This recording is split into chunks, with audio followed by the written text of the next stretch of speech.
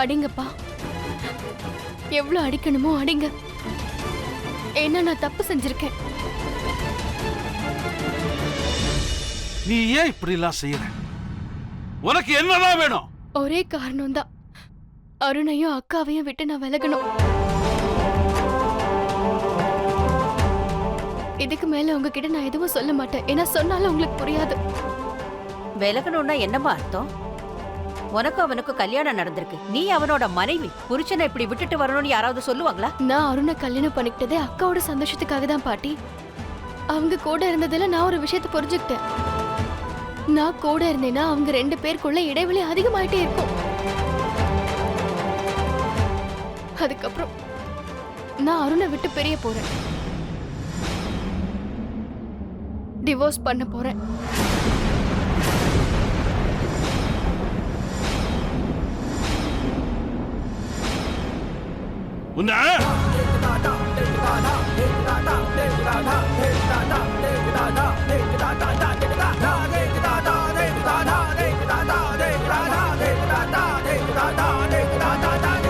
இன்னும் கொலை பண்ணிடுவேன்.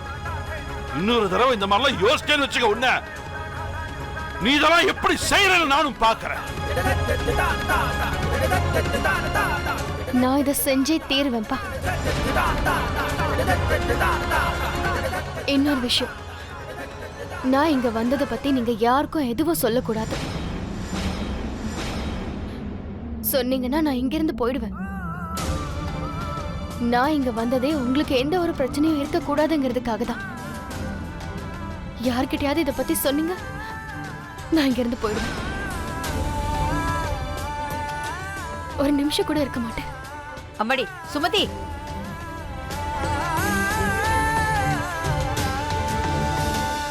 சுமதி, நீ எங்ககிட்ட என்னெல்லாம் செய்ய சொன்னியோ அதெல்லாம் நாங்க செஞ்சிட்டோம். இப்போ நீ ப்ளீஸ் திரும்பி வந்துரு. அட்லீஸ்ட் எங்க இருக்கேனாவது நீ சொல்லு. நீ நல்லா இருக்கியா இல்லையா? நீ இப்ப எங்க இருக்கா?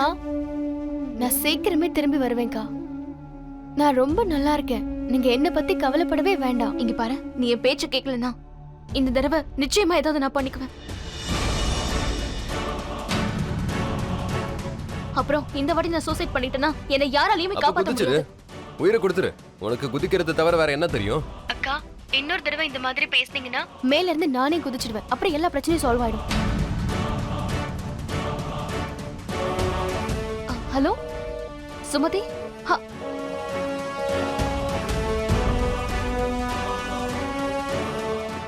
எல்லாம் சரியாயிடுமா? என்ன போன் கட் பண்ணிட்டா? பேசாம இந்த முறை நானே கீழே குதிச்சு உயிரை விட்டுலான்னு இருக்கேன். அப்புறம் இந்த குதிக்கிற பிரச்சனைலாம் அதுக்கப்புறம் வராதுல்ல? இல்ல ஏன் எல்லாரும் சாகரத்தை பத்தியே பேசுறீங்க?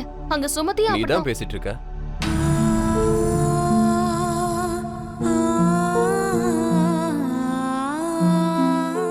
என்னங்க, நான் எல்லாமே சரியாகணும்னு தான் நினைக்கிறேன். அதனால தான் இப்படிலாம் பண்றேன். அத்தை உங்க மேல இப்படி கோவமா இருக்கிறது எனக்கு பிடிக்கல. அவ்வளவுதான்.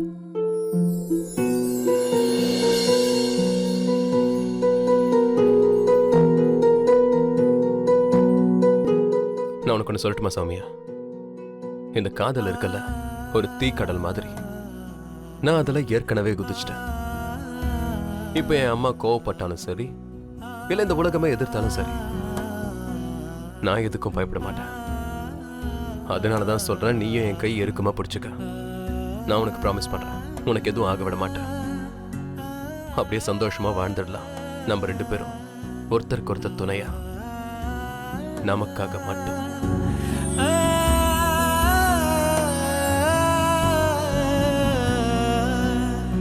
ஷானு, என்ன நீ ரொம்ப சந்தோஷப்படுத்திட்ட. இப்ப எனக்கு ரொம்ப பெருமையா இருக்கு. இன்னும் சொல்லணும்னா கர்வமா இருக்கு. நிஜமா சொல்றேன் ஷானு, இன்னைக்கு நான் ரொம்ப சந்தோஷமா இருக்கேன். இப்ப இருக்கிற சந்தோஷத்துக்கு நான் ரொம்ப கத்தி கத்தி எனக்கு ஆண் குழந்தை பிறந்திருக்குன்னு இந்த ஊரே கேட்கற மாதிரி சொல்ல ஆசையா இருக்கு. மெதுவா பேசுங்க, மெதுவா. எனக்கும் தெரியும் நீங்க ரொம்ப சந்தோஷமா இருக்கீங்கன்னு. ஆனா நீங்க துக்கத்துல இருக்க மாதிரி ஏழை மாதிரி நடிக்கணுங்க. நீ என்ன சொல்ற? ஆ? எனக்கு மகன் பிறந்திருக்கான், துக்கமா இருக்க சொல்ற? இங்க பாருங்க, உங்களுக்கு கொஞ்சம் கூட புரியவே இல்ல. ஏங்க, நமக்கு பிறந்திருக்கிறது ஆண் குழந்தை. இனிமே பவர் நம்ம கையில தான். இனிமேதான் நம்ம விளையாட்ட ஆரம்பிக்கணுங்க. அதனால நேரம் பார்த்து நம்ம மூளைய யூஸ் பண்ணணும். ஏன்னா நம்ம எதை கேட்டாலும் அவங்க அதை கொடுத்தே ஆகணும். ஷானு, நீ என்ன சொல்ற?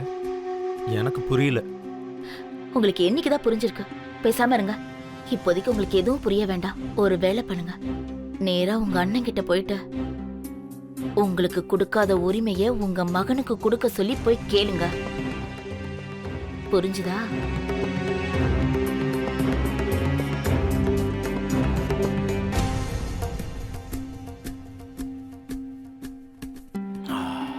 அண்ணே, வீரா, என் அன்பு தம்பி வீரா, வா வந்து இப்படி உட்கார.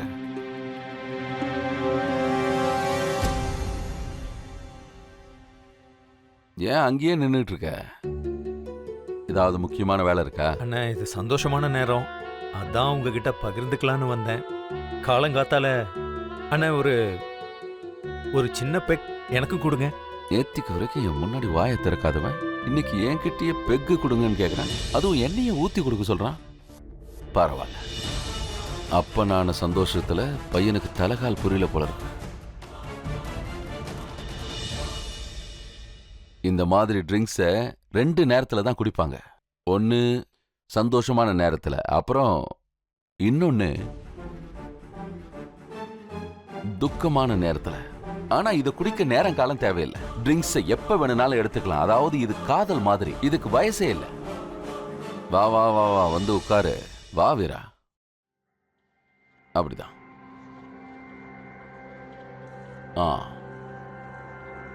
அண்ணே, இன்னைக்கு நீங்க உங்க கையால ஒரு பெக் ஊத்தி கொடுக்கணும்னு நான் விரும்புறேன். வீரா, உன் ஆசையை நிறைவேற்றுறேன் கூட. நீ நிறுத்துன்னு சொல்லாத வரைக்கும் நான் நிறுத்தவே போறதில்ல. சொல்லு. சொல்லு. பாதி கிளாஸ் ஊத்துங்கண்ணே. போதுண்ணே, போதும். நீங்க கொடுங்க. ட்ரிங்க்ஸ் எடுத்துக்கிறதுக்கு நேரம் காலம் இல்லை தம்பி.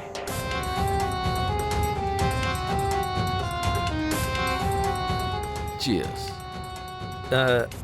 அண்ணே,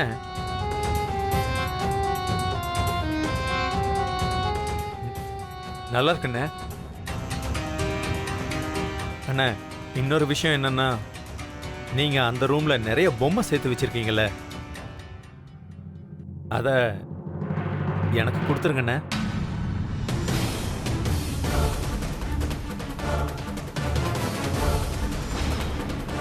எதுக்கு நான் சொல்றேன்னா, பொம்மைகள்லாம் அப்படியே கிடந்தா வேஸ்டா போயிடுண்ணே. அந்த பொம்மைகள்லாம் வீட்டோட வாரிசுக்காகத்தானே. இப்போ என்னோட மகனும் இந்த வீட்டோட வாரிசு தானே. உன் தகுதியை மீறி பேசாத. நான் அந்த பொம்மைகளை யாருக்காக வாங்கி வச்சிருக்கேன்னு உனக்கு நல்லா தெரியல. அதுக்கப்புறம் ஏன் புரிஞ்சுக்க மாட்டேங்கிற? அது எல்லாமே என்னோட வாரிசுக்கு தான் சொந்தம். யாருக்கு சொந்தமோ அவன் வரல, இனி எப்பவும் வரமாட்டான். அப்ப அந்த பொம்மைங்க எல்லாத்தையும் நீங்க வீணா போக விட்டுருவீங்களாங்க? நீ வா, என் கூட வா. நான் உனக்கு பொம்மைங்களை தரேன். நீ எல்லாத்தையும் எடுத்துக்க.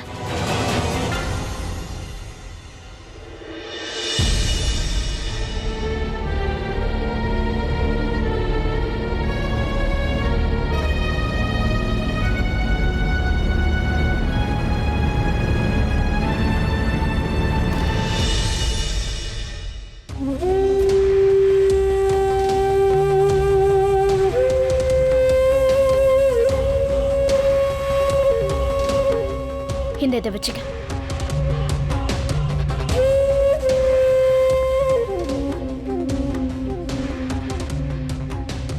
இதையும் வச்சுக்க.